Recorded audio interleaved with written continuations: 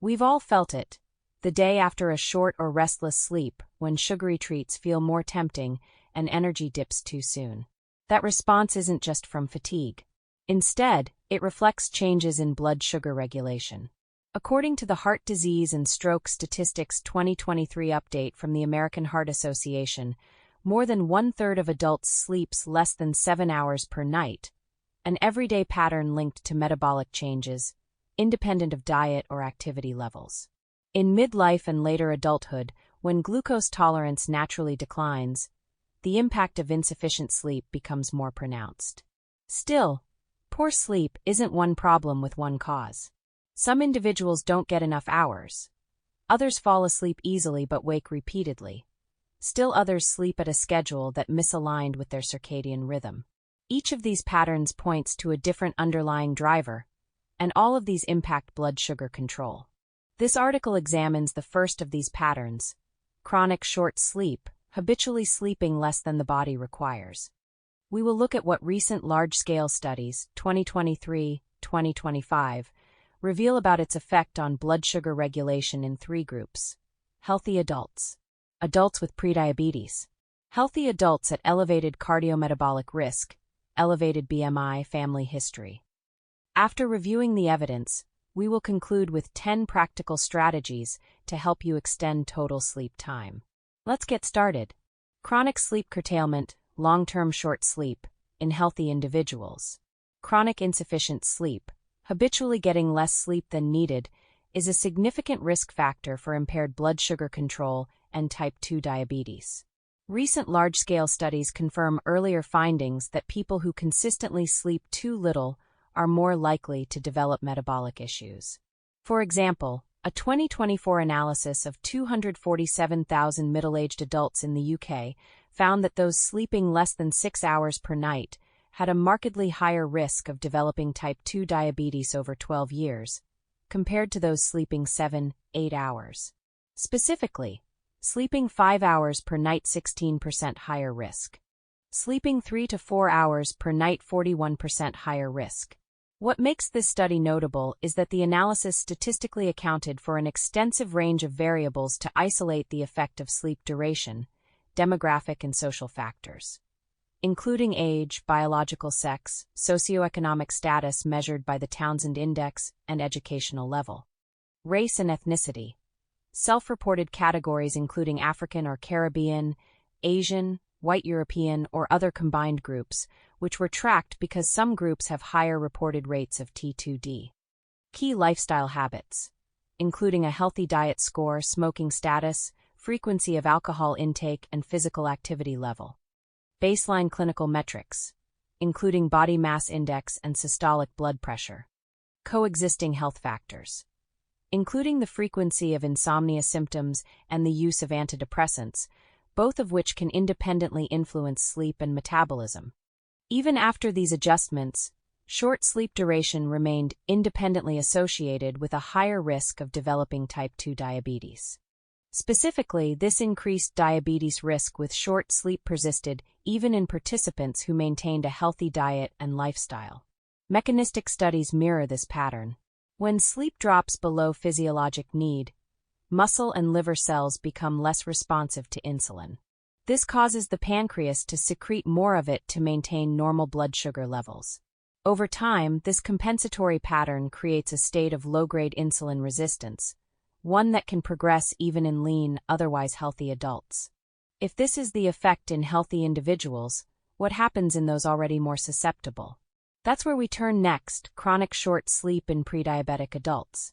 A 2022 systematic review and meta-analysis, including approximately 122,000 adults aged 40 to 60 years, concluded that chronic short sleep accelerates the transition from prediabetes to diabetes. Individuals sleeping less than 6 hours per night had a 60% higher risk of progressing from prediabetes to type 2 diabetes compared with those sleeping 7 to 8 hours. In a separate 2018 cohort study of 81,233 adults with prediabetes, insomnia was associated with a 28 to 32% higher risk of developing type 2 diabetes during follow-up, even after adjustment for baseline glucose measures and lifestyle factors. The authors concluded that disturbed sleep, through shortened duration, fragmented continuity, or insomnia, appears to accelerate metabolic deterioration by increasing insulin resistance and impairing beta cell recovery. Together, these studies indicate that chronic short or fragmented sleep does not merely correlate with higher blood sugar, it accelerates progression from prediabetes to diabetes. Sleep duration therefore stands as a third modifiable pillar of diabetes prevention, alongside nutrition and physical activity. So what happens when these same sleep patterns occur in individuals who appear metabolically healthy but are genetically or physiologically predisposed to insulin resistance? That's where we turn next. In a randomized crossover trial, researchers modestly reduced nightly sleep to mimic real-world sleep loss. The study involved generally healthy individuals who did not have diabetes or prediabetes, but were considered at elevated cardiometabolic risk due to either overweight or a family history of type 2 diabetes, hyperlipidemia, or cardiovascular disease. Participants reduced sleep from roughly 7.5 hours to 6.2 hours per night for 6 weeks. Here are the results. Fasting insulin increased significantly with sleep restriction, HOMA-IR, insulin resistance index, increased, especially in postmenopausal women, where the rise was nearly 2x that of premenopausal women. Glucose levels, fasting and post-meal, did not significantly change, which is typical in early insulin resistance. The body compensates with higher insulin. Importantly, these impairments occurred without significant weight gain, confirming that the effect stemmed directly from sleep loss rather than increases in body fat. Taken together, the findings indicate that routinely getting too little sleep, even a chronic deficit of just 1 to 2 hours per night, can meaningfully worsen insulin sensitivity over time. Indeed, epidemiological data link chronic short sleep to higher fasting blood sugar levels and higher HbA1c, a long-term blood sugar marker, in various populations. In some, prolonged sleep deficiency pushes the body toward a prediabetic state by inducing insulin resistance, an early shift that, if unaddressed, raises long-term risk for type 2 diabetes and related cardiometabolic disorders. However, because sleep duration is both measurable and modifiable, these findings highlight an advantage. Unlike genetics or age, this risk factor is actionable and can be improved. The next section turns to practical strategies, 10 tactics that specifically help you extend total sleep time. The evidence we've reviewed, while extensive, points to a powerful and optimistic opportunity. Unlike many risk factors, sleep duration is modifiable. The American Heart Association now includes it as one of life's essential 8 health metrics, on par with diet and exercise. But how? The strategies that follow focus on external barriers, the structural, scheduling, and behavioral factors that shorten sleep duration. They're not designed to rebuild internal sleep capacity, the physiological ability to fall asleep and stay asleep, that I discuss in my 5-part Sleep Clarity Masterclass, which often involves deeper work of hormonal support for adults in midlife and beyond. Instead, the tools below are some practical quick wins aimed at helping you get an extra 20 to 40 minutes of sleep by addressing everyday friction points that limit total sleep time and can be very effective if your body can sleep soundly. But structural barriers are preventing you from getting the 7 to 9 hours you need. So, without further ado, here are 10 strategies that help you sleep longer tonight. 1. Schedule sufficient time in bed and work backward from there. If you need 8 hours of actual sleep, you likely need 9 hours in bed to account for time falling asleep and brief awakenings. If your alarm is set for 6:30 a.m., that means lights out by 9:30-10 p.m., which means wrapping up evening tasks, meals, and screens earlier than most might plan for. 2. Eliminate early morning light intrusion. Blackout curtains eye mask prevent dawn light from triggering premature cortisol rise and early waking, especially important for those who naturally wake at 4 to 5 a.m. 3. Recognize when naps are compensating for insufficient night's sleep. If you regularly nap, you may not be sleeping enough at night. Eliminate naps for 2 weeks and observe if nighttime duration naturally extends. 4. Allow natural wake-up to assess true sleep need. Most people underestimate their actual sleep requirement. Use weekends or a vacation, ideally at least 7 to 10 alarm-free days, to discover your body's natural baseline.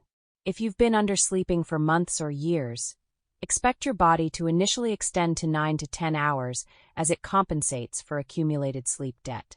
After that initial period, your duration will likely settle into your true physiologic need, whether that is 7, 8, or 9 hours. 5. Address early morning noise disruption. White noise machine or earplugs block sounds, partner movement, pets, traffic, neighbors, that cause premature waking in light sleep phases when you could have slept until 7 a.m. but were woken at 6. 6. Track sleep debt versus sleep need separately. If you need 8 hours but have been getting 6.5, you are accumulating a sleep debt. Temporary 9-hour nights are compensation, not necessarily an indicator that 9 hours is your new permanent requirement. 7. Decouple exercise timing from a fixed morning schedule. While a 5 a.m. workout is a common habit, if it consistently cuts sleep short, consider shifting it. Moving exercise to a lunch break or early evening can add 60 to 90 minutes of sleep without losing the training stimulus. 8. Move pets out of bedroom. Pet movement, noise, and space competition reduce total sleep time by 15 to 40 minutes per night on average. 9. Delay morning commitments by 30 to 60 minutes. If consistently cutting sleep short to meet 6 a.m. obligations, shifting schedule to 6:30 or 7 a.m. adds duration without lifestyle overhaul. 10. Use gradual alarm retreat protocol. If you're locked into an early wake time, shifting your alarm abruptly by 60 to 90 minutes is often ineffective. Our internal circadian rhythm is calibrated to the existing schedule and can typically only shift by about 15 to 30 minutes per day. An abrupt, large change triggers resistance. Instead, push your alarm back 15 minutes every week or every few days until you reach your target duration. This gradual retreat allows both your routine and your circadian rhythm to recalibrate.